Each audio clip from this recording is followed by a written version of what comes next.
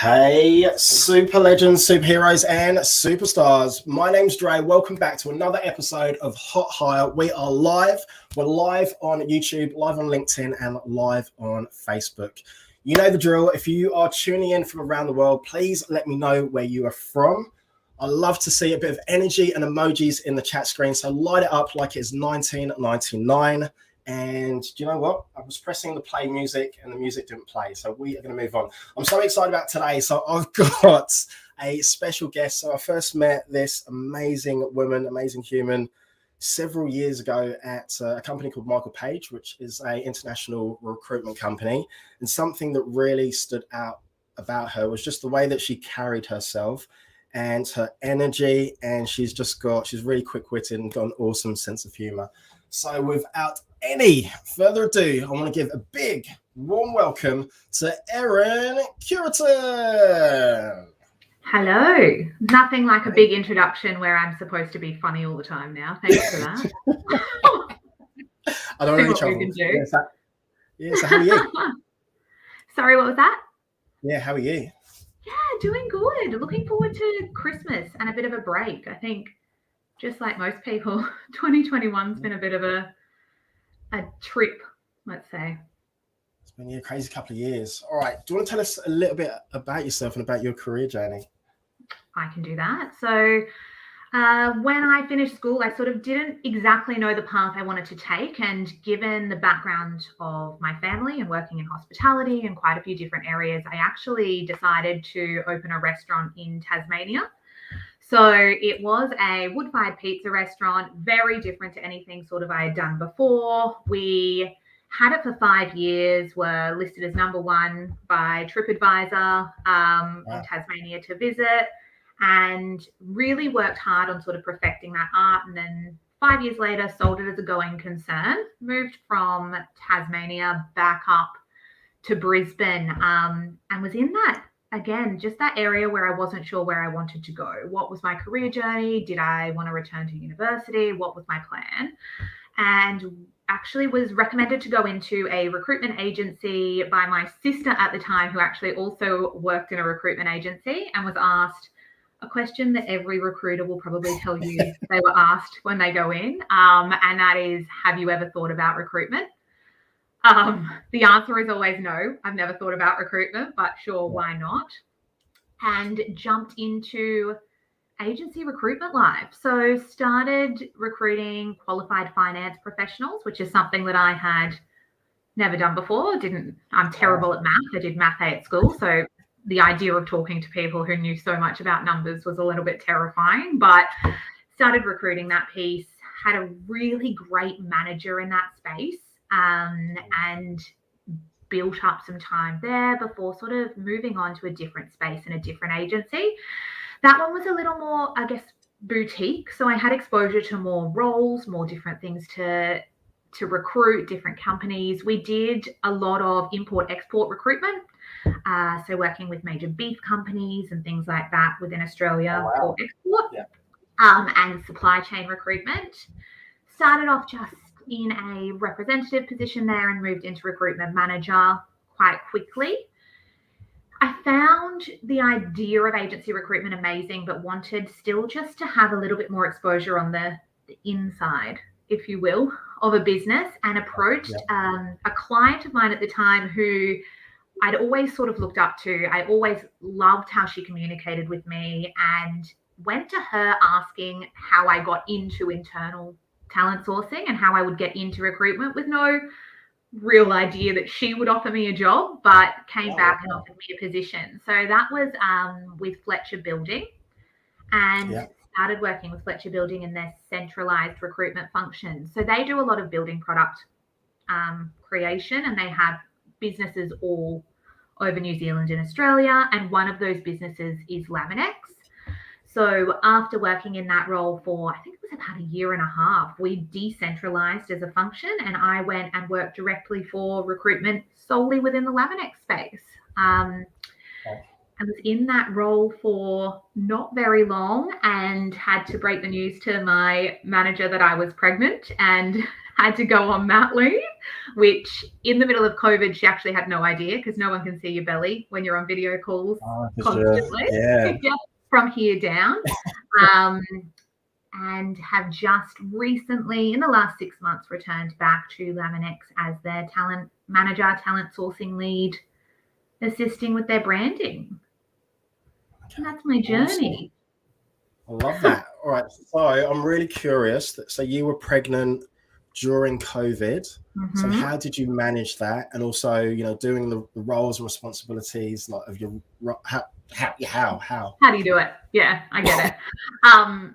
My journey in terms of pregnancy was probably different again to a lot of people. So my partner and I went through IVF in order to fall pregnant. So a lot of the conversations you would ordinarily have is, oh my gosh, I've fallen pregnant, talk to the manager, discuss what the plan is.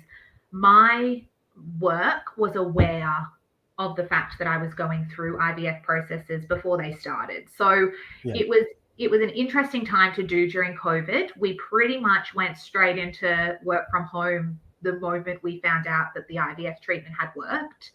And I worked from home from March of 2020 until I had my son in December of 2020. So it was an interesting learning curve. I think it was a benefit because I had the worst morning sickness, which, by the way, is not just in the morning at all. So it was horrendous. So I was really lucky to be able to keep my job, but also be able to be in my own home, in my pajama bottoms, doing my work. So it was interesting. I'd always sort of planned to have a minimum of 12 months off on mat leave, and realized very quickly into being at home and only speaking to a baby for 6 months that I needed some kind of other conversation to happen.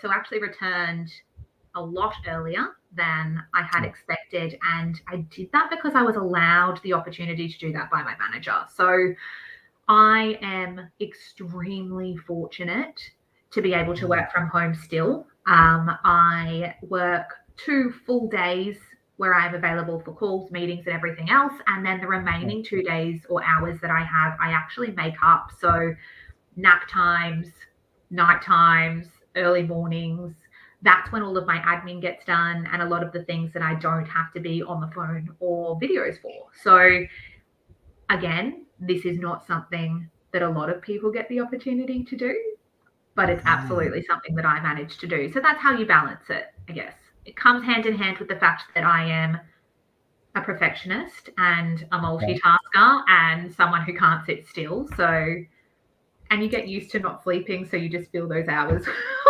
when you do it.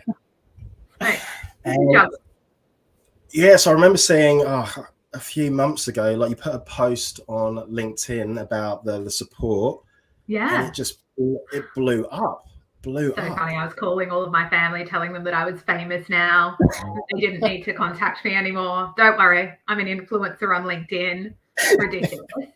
I think that particular post was something that a lot of people needed to hear at the time that it went up. And it all stemmed from a conversation I had with my manager at Laminex, where she said every time I got on a call or a video or something and Oliver, my son, was there, I would apologize. I'm so sorry if you can hear him in the background. I'm so sorry if his head pokes up. I'm so sorry if I have to change it because he's awake and screaming. She just said to me, stop apologizing.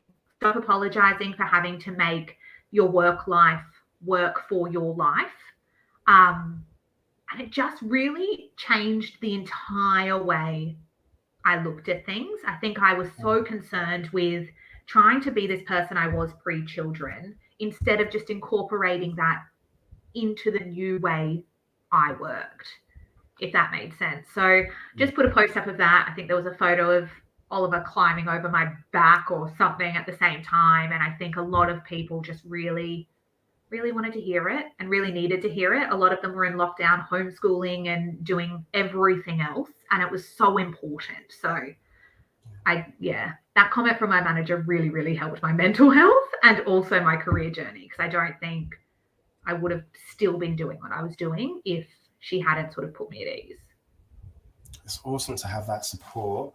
So were you able to give any advice to, like mums being able to juggle work, a family, like a husband? Like husband's the most demanding part of all of that, let me be real. It's hard. I think obviously the apology thing is definitely something that I think a lot of mums probably need to take on. I think that there's an element of guilt as a mother, and particularly someone who wants to work and be a mother at the same time. And I think that allowing yourself to become a person that can do both is very important. So allowing yourself to feel the feels, allowing yourself to need that half hour to write that email or to do that call, and know that you're still providing and loving and being there for your child. I was very fortunate to grow up with a mum who was very similar. She raised us 3 children on her own, did a doctorate, became an epidemiologist, all with 3 kids sort of at her heels. So I think the ability to see her doing that, and you just make it work.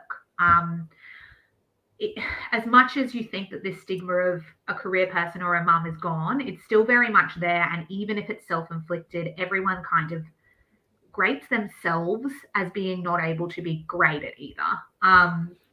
Don't get me wrong, there are definitely days where I'll be in tears and calling my sister or calling my husband and saying, I'm not doing anything perfectly, I can't do this. But I think it's really coming down to allowing yourself to do that. I am a meticulous planner.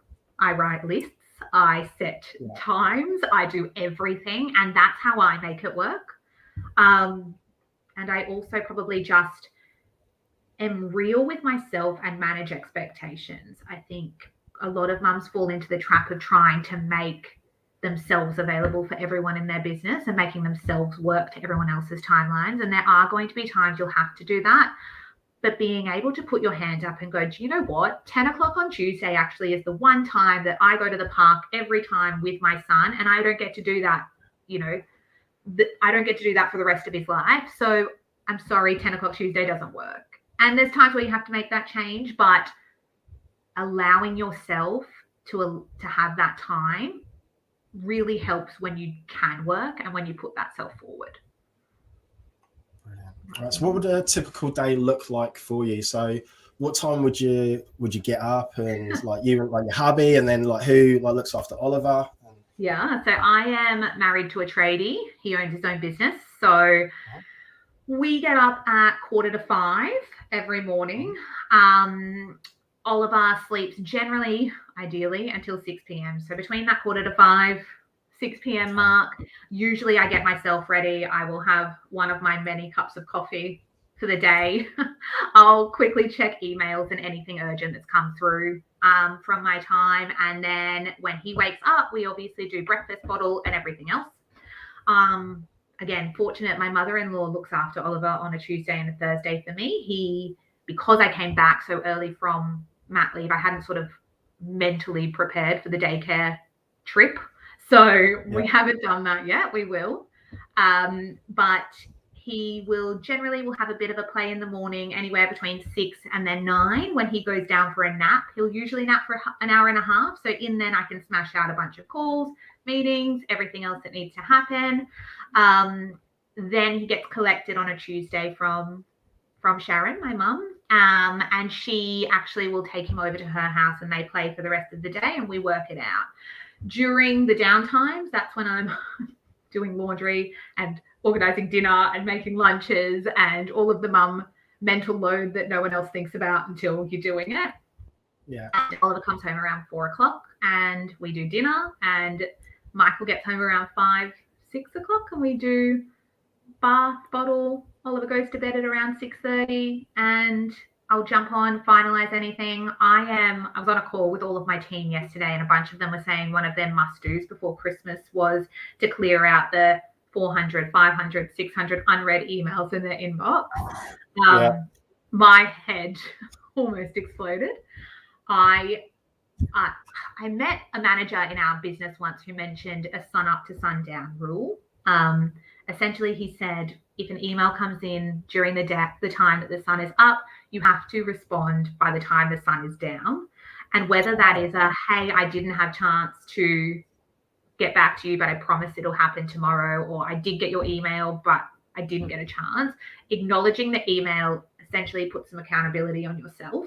So it really resonated with me. So I will jump on emails probably around 7 p.m. usually and just make sure that I've responded to everything that's come in that day and write my to-do list for the next day and start it all over again.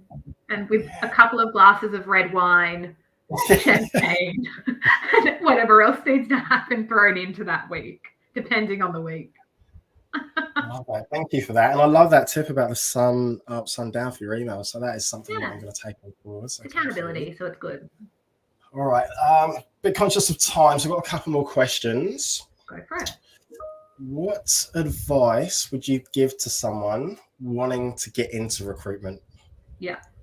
The biggest thing is to just do what you say you're going to do. There are so many recruiters out there that are big picture thinkers, which is amazing, but you have to follow through with what you say, and that's how you earn respect, and that's how you get to proceed in a role and get, I don't know, the runs on the board or whatever you want to do. But if you tell someone you're going to call them on Tuesday, call them on Tuesday.